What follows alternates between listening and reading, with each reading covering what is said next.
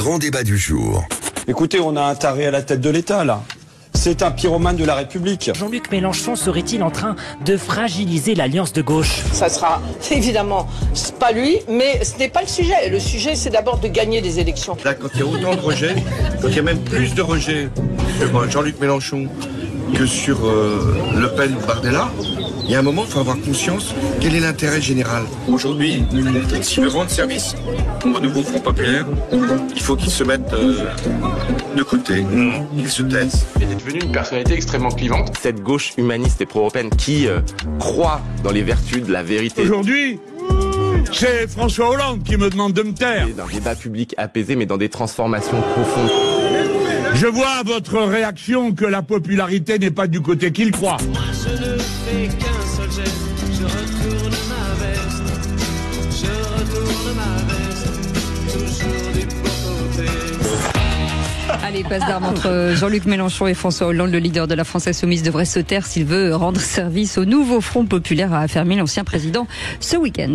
Alors parlons vrai. Est-ce que vous pensez que cette union est une union programmatique ou pour sauver des postes? La lutte des classes ou la lutte des places? Est-ce que ce programme peut être appliqué sans se heurter aux réalités économiques? Et à cette question, les partis du nouveau Front Populaire peuvent-ils gouverner ensemble? Vous dites non désormais à 90%. Vous voulez réagir? Attends vos appels au 0826 300 300. Et c'est Nicolas Corato qui est avec nous, président fondateur du think tank Place de la République.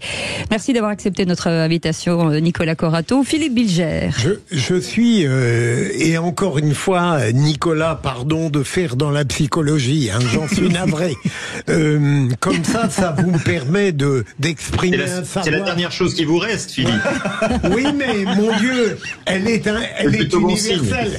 Mais plus sérieusement, je suis frappé d'abord par une similitude entre le président de la République et Jean-Luc Mélenchon. Le premier est incapable de se taire, même pour favoriser sa propre cause, et Jean-Luc Mélenchon, évidemment, jouant à dessein le troublion, fait tout ce qu'il peut en s'exprimant pour rendre le nouveau Front Populaire encore plus dangereux qu'il n'est. Mais au-delà de cela, vous avez totalement raison. Ce nouveau Front Populaire n'a rien à voir avec la NUPES.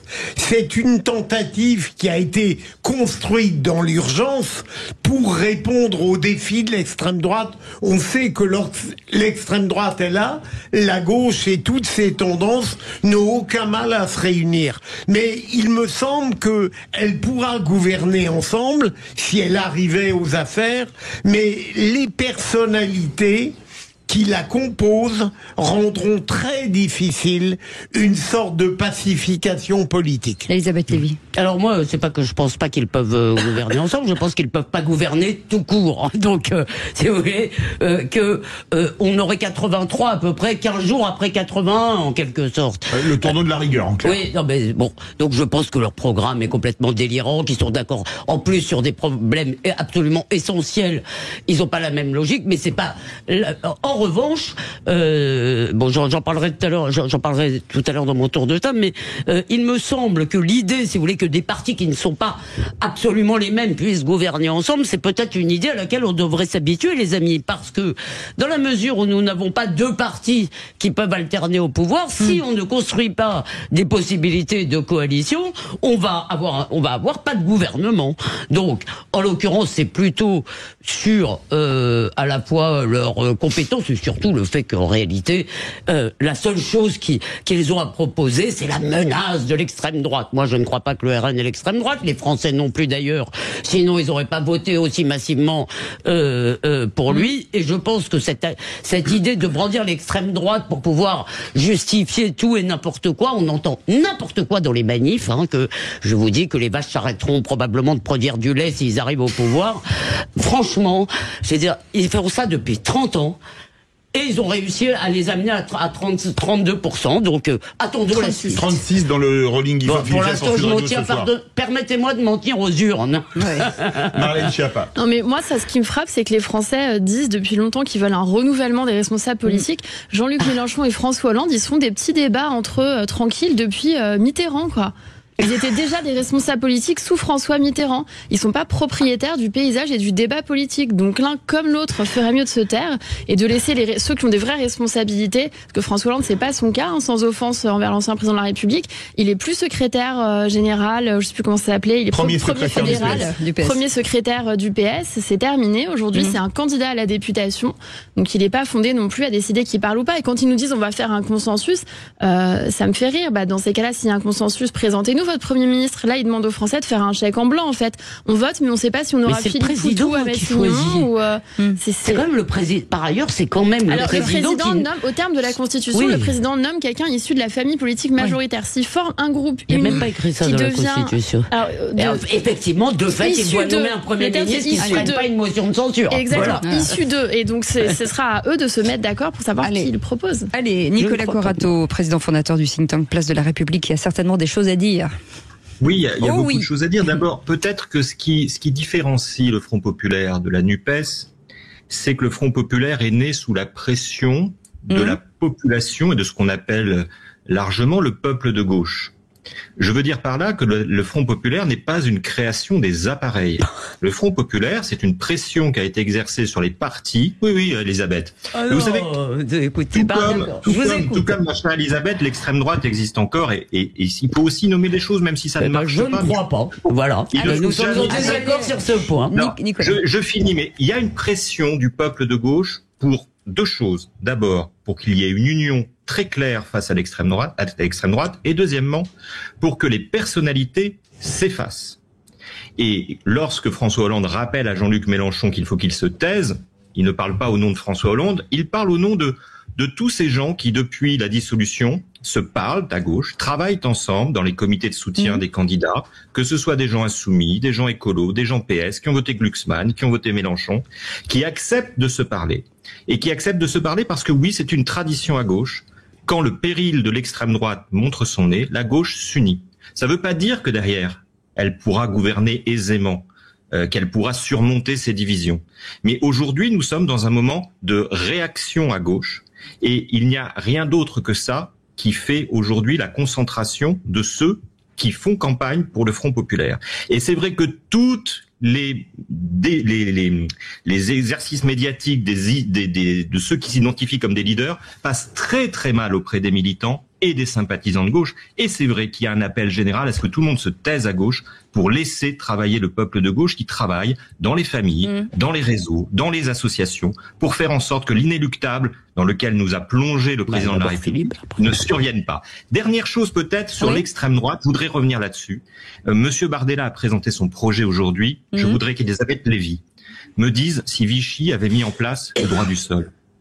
Alors je peux répondre là parce que quand même. A supprimé le droit du sol. Non mais cette façon de poser la question. Est-ce que Vichy a supprimé le droit du sol? Si vous me posez une question, laissez-moi finir, Elisabeth. Non, vous m'avez posé une question, je vais vous répondre. A supprimé le droit du sol. Bon, maintenant je vais vous répondre. Est-ce que l'interdiction de poste dans les pays nationaux n'est pas une mesure que Vichy? Excusez-moi, mais vous jouez la montre pour pas que je puisse vous répondre, donc je vais vous répondre. Un chat, il faut que chacun. D'accord. Excusez-moi, mais je vais quand même vous répondre.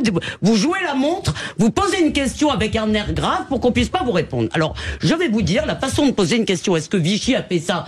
Donc, et ça par nature, parce que Vichy, par exemple, Vichy aurait voté n'importe quelle loi, si vous voulez, qui n'a rien à voir, et donc elle aurait été souillée. Pardon, non, je vous ai écouté maintenant. Je n'arrêterai pas de parler tant que vous ne me laisserez pas répondre. Je n'arrêterai pas de parler. Si vous voulez débattre, d'accord, ça veut dire que vous devez écouter ma réponse, qu'elle vous plaise ou pas. Donc, je vous réponds. Le fait que le droit du sol, comme vous le savez, car vous avez certainement lu Patrick Bayle, n'est absolument pas, si vous voulez, le droit du sol n'est absolument pas inscrit ad vitam aeternam dans les constitutions françaises. Et je veux dire, le fait de donner ou pas la nationalité à quelqu'un parce qu'il est né dans un pays, je vous donne des 25 pays démocratiques qui ne pratiquent absolument pas le droit du sol. L'Allemagne, la Suisse. Non, l'Allemagne a réintroduit le droit du sol en 2000. Le Danemark, le Japon, non mais écoutez, a introduit le droit du sol en 2000. Mais non mais Et oui, écoutez, pardon, moi j'en ai assez de l'antiplaquisme. J'en ai assez. Non, je ne me laisserai plus empêcher de parler. Je suis navré. Cette technique n'est pas tolérable. Philippe Bilger. Nicolas, Marlène n'a pas. Moi j'ai quelque chose à dire là-dessus, parce que moi je suis très sur le fond. Moi je suis très favorable au droit du sol, mais sur la forme, pardon, avec tout le respect pour vous, monsieur, je pense qu'il faut arrêter avec Vichy. En fait, je pense que quand on a dit pendant des mois aux gens que Bardella c'était Pétain, moi je vous disais, j'étais élu de la Sarthe, il y a personne à Marigny-Laillé qui me dit ah bon, pardon, c'est l'héritier de Pétain, du coup je vais pas voter pour lui. Donc non mais moi aussi je veux bien finir. Non mais moi aussi je veux bien finir comme Elisabeth. De jamais laisser les gens parler. Attendez. Non parce que c'est compliqué d'être à l'extérieur. Non mais je le comprends tout à fait. Je le comprends tout à fait. C'est pour ça que je vous propose de juste terminer. J'en ai pas pour longtemps. Moi c'est pour ça qu'au soir de l'élection européenne, je disais qu'il faut arrêter de traiter les gens de fachos sans cesse, et ce soi-disant cordon sanitaire, ce fait de dire que l'ERN c'est les Waffen-SS, etc.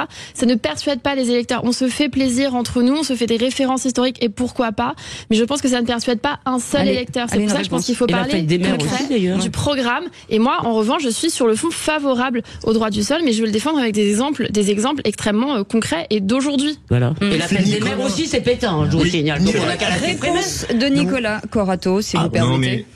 Je ne partage pas, mais je sais que c'est aujourd'hui la doxa de dire que surtout il ne faut plus ramener l'extrême droite à ce qu'elle était. C'est pas la doxa, je suis la seule à dire ça. Ni rappeler son histoire, et que même un président de la République a osé franchir le Rubicon en finalement réintroduisant une forme de mémoire. On peut parler aussi de Daladier, des votes de la SFIO, c'est ridicule. De commémoration pour le maréchal Pétain. Donc la confusion qui explique aussi l'état dans lequel est notre pays aujourd'hui, je pense qu'on a une responsabilité collective sur cette confusion-là. Moi, je ne m'en exonère pas, mais je pense qu'il ne faut pas non plus imaginer qu'en parlant plus de ces choses-là, elles disparaissent d'elles-mêmes. Je dis pas qu'il faille pas en parler, je dis qu'il ne faut pas faire de comparaison. C'est important. On peut parler aussi de Doriot, de Daladier, des votes de la SFIO, de ceux qui ont voté les pleins pouvoirs à Pétain. Et je pense que ça ne convainc personne, et qu'aujourd'hui, c'est comme si on disait que Fabien Roussel est responsable des morts dans les goulags. Ça ne convaincra pas les gens de ne pas voter pour lui. Et vous voyez, c'est ce nini qui est difficile à entendre de la part de quelqu'un. Non, mais pas du tout. J'ai jamais fait de nini. Non, mais ne me prêtez pas des positions que je n'ai pas. J'ai jamais fait de nini. C'est pas ce que je vous dis. J'ai lu avec beaucoup d'admiration un livre sur Gracchus Babeuf, écrit par un certain Jean-Marc Schiappa, qui vient juste d'obtenir le prix de l'Académie française, formidable, le prix de l'histoire. Qui dit tout d'ailleurs de la liquidation, et ce qui est en train d'être liquidé aujourd'hui, c'est l'héritage de Gracchus Babeuf. Et c'est non, faites pas parler mon père à sa place comme argument contre moi, c'est extrêmement patriarcal et déplorable. Je conseille à nos auditeurs de lire cet excellent livre. Et je suis fière qu'il ait obtenu le prix de l'Académie française cette semaine. Allez, merci de l'avoir cité. On n'entend plus rien là, allez-y. Puisque j'ai compris que le seul défi aujourd'hui démocratique est le risque de l'arrivée au pouvoir de l'extrême droite. Est-ce que tout de même, en voyant le score qui est prévu pour l'extrême droite, la montée considérable de cette famille politique depuis 2017 à cause, de mon point de vue, d'une faiblesse régalienne absolue et d'autres éléments. Est-ce qu'au moins vous seriez prêt à admettre que la gauche et l'extrême gauche ont une responsabilité dans cette montée, notamment en ayant complètement confondu la contestation politique avec l'opprobre éthique, ce que peut-être vous venez de faire? Court, parce qu'on part au 0826 300 300. Mon cher Philippe, si je peux répondre. Bien sûr, allez-y. Oui, vous avez raison, et moi j'assume, comme d'ailleurs la plupart des gens à gauche, une forme de responsabilité. Notamment la responsabilité peut-être la plus grave à mon avis à gauche, c'est pas tant ma diatribe qui vous importune, mais c'est normal, c'est vieux entre nous. Mais plutôt d'avoir laissé de côté dans nos politiques publiques le peuple, et parmi eux les plus exclus, les plus démunis que nous avons abandonnés en termes de politique publique. Mais ça n'est pas la gauche qui a été élue en 2017 pour faire barrage au Front National. Ça n'est pas la gauche qui a été réélue en 2022 en nous promettant que plus jamais Madame Le Pen ne serait au second tour. L'arrivée de l'extrême droite programmée au pouvoir, c'est le bilan d'abord d'un homme et de ceux qui l'ont accompagné. La gauche, elle prendra sa part dans le bilan. Elle prendra sa part et comme elle sait Parce très que bien la le gauche faire, est bonne et elle juste se et puis... fouettera en place publique si vous le voulez. Elle fera pénitence parce que c'est ça que vous attendez. C'est vraiment le camp du bien. C'est vraiment le camp du bien qui montre sa il vertu. n'empêche qu'aujourd'hui, la gauche est le seul camp. Regardez, aujourd'hui, je le répète. Non, Attendez, on n'entend rien. Je veux dire, monsieur Corato ne cesse de couper tout le monde. La gauche est le seul camp organisé dans cette élection législative. Ils sont La beaux, majorité présidentielle a explosé, c'est M. Édouard Philippe qui l'a déclaré. Les LR ne sont plus que des atomes. Et Renaissance et Reconquête et le RN et Reconquête sont incapables de faire joute commune. Allez, Elisabeth, je remarque quand même que effectivement ça peut donner des aigreurs. Nicolas, la capacité à être sûr de soi en assez Ce que je constate en fait, c'est que là on vient d'avoir exactement. D'abord, la gauche a abandonné les classes populaires parce qu'elles étaient trop franchouillardes. Elles voulaient un peu effectivement, elles en avaient marre du droit du sol. Elles voulaient pouvoir choisir qui devient français, ça c'était très mal. Et maintenant, elle leur donne des leçons de maintien en disant comment vous allez faire basculer le pays dans l'extrême droite. Mais comme l'a dit Marlène Schiappa, au moins, vous pourriez vous interroger sur le fait que cette stratégie, depuis 30 ans, a fait quoi? Elle a fait monter, elle a rythmé, accompagné l'ascension du FN puis du RN de 5 à 31% des voix. Donc à un moment, au moins, il faut se poser des questions. Oui, et vous, Elisabeth, qu'avez-vous fait pour freiner ce mouvement? Mais moi, j'ai pas cherché à le freiner. Est-ce que votre positionnement politique depuis 15 ans a freiné le mouvement et l'ascension du Rassemblement national? Mais vous êtes extraordinaire, c'est votre combat. Moi, je pense qu'il y a d'autres combats. Non, mais c'est extraordinaire. Vous me demandez pourquoi j'ai pas mené votre combat. Mais moi, c'était pas le mien. Je suis navré de vous le dire. Ils ne me font pas peur. Ah bah oui. Vous pouvez dire comme ça, vous pouvez mettre dans le camp du mal, préparer la cellule. C'est franchement. Allez, on se calme, on se calme. C'est bon. Merci beaucoup, Nicolas Corato, président fondateur du think tank Place de la République. Merci mille fois. Dans un instant, Romina, on n'a pas eu le temps de la prendre, mais on va la prendre pour le jeu. Je pense qu'elle va vous plier et tellement elle est énervée. Allez, à tout de suite.